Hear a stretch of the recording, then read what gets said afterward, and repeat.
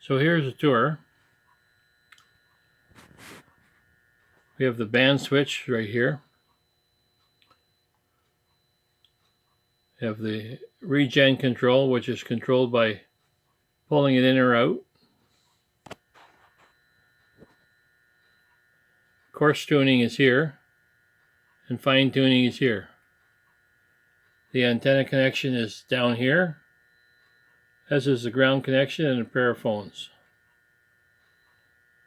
I use a 6-volt gel cell to run the filaments, and it'll stay running right down to 3.8 volts.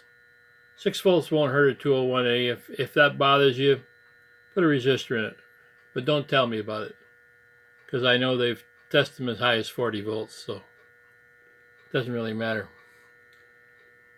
And in the back there's 15 9-volt batteries snapped together. That gives me 135 volts. There's the tube, 201A. There's the sliding tickler.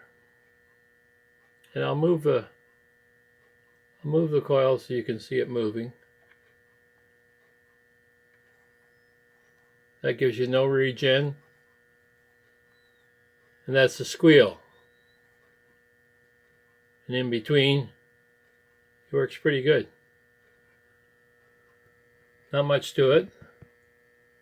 There's a grid leak, 8 megohm, 0.002 capacitor, about the same vintage.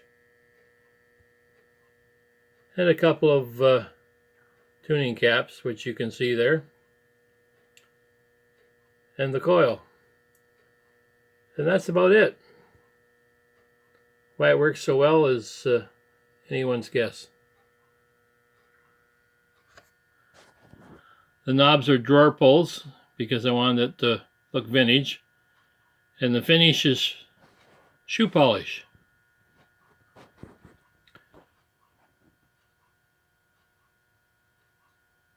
It will also run a speaker. Not real strong, but it will. I'll plug it in for you.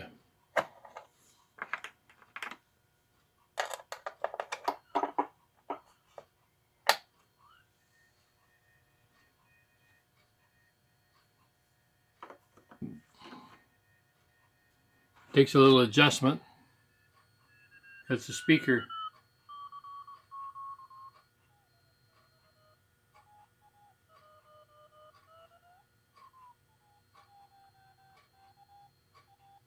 It's not real loud, but hey, I'll take it.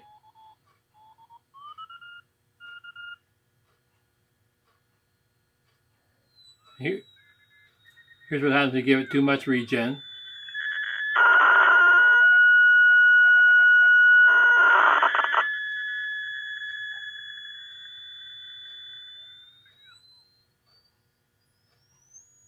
And too little.